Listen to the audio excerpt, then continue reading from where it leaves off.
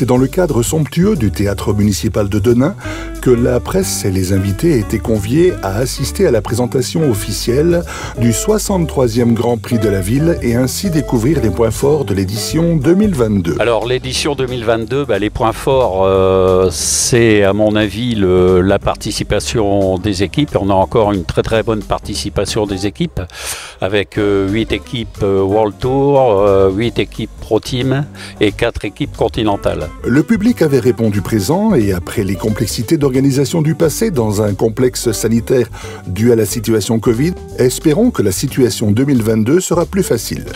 On est encore, là j'ai vu aujourd'hui que ça allait se relâcher en termes de passe vaccinal et port du masque et tout ça, mais il faut savoir que pour l'instant, en termes de conditions sanitaires en direction des coureurs, on n'a pas eu de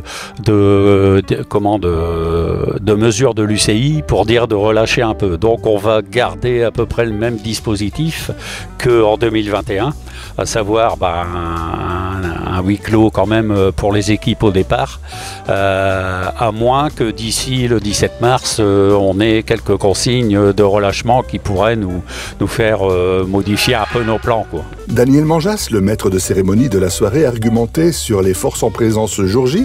Et il ressort que le Grand Prix de Denain, situé à 30 jours calendrier de Paris-Roubaix, et dans un contexte d'étape pavée lors du Tour de France de juillet prochain, devient dès lors une épreuve incontournable.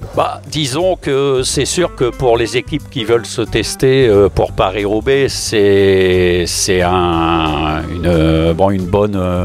une bonne solution avec les secteurs pavés. Bon, bien sûr c'est à l'échelle de notre course.